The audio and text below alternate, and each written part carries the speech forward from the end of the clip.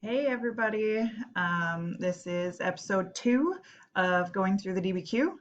I would like to first say an awesome thanks to Vaughn for saying that I should work at WikiHow because I'm really good at explaining things. It made my day, Vaughn. Thank you very much. So let's get into the background essay. What was Harriet Tubman's greatest achievement? You should have been reading the background essay, and then we are going to answer the questions. So let me bring up my answer sheet here. Here it is. I'm going to scroll down to the background essay.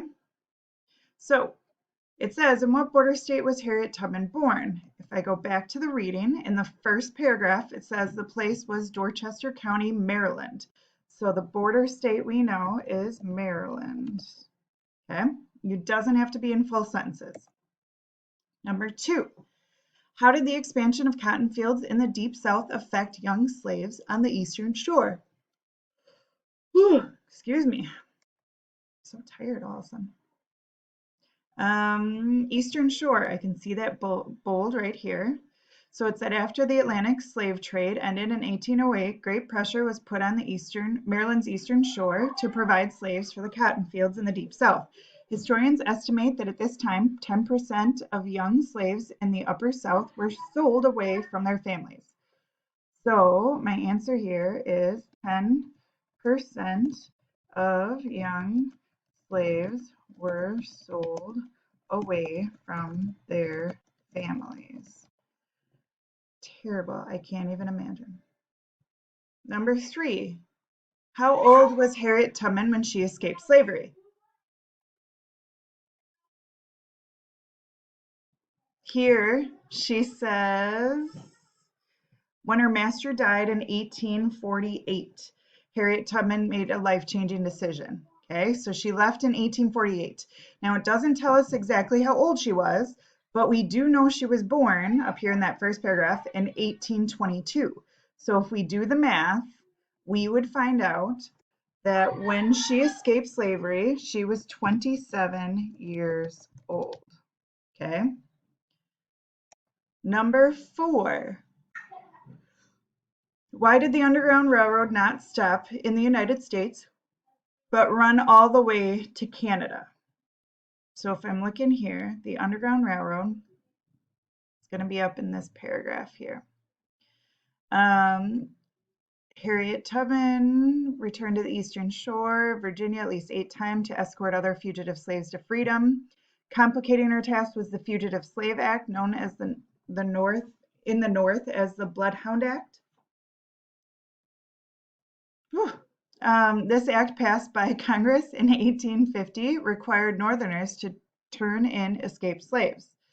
So it was because the Fugitive Slave Act,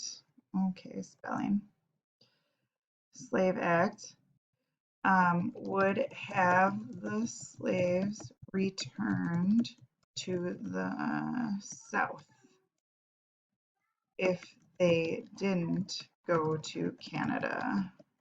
So they weren't like safe to be up in the northern states. Number 5 is definitions.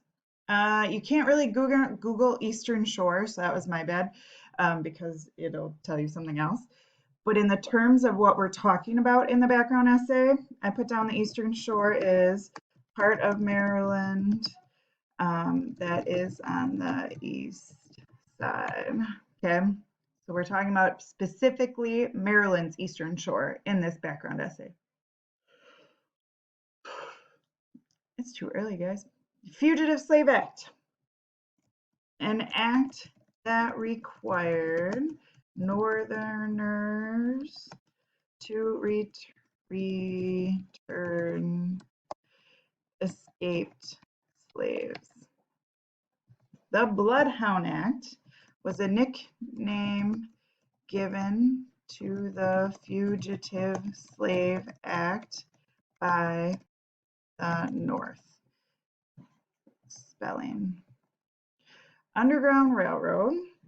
A name given to the secret network of people and safe houses to help runaway slaves get to Canada.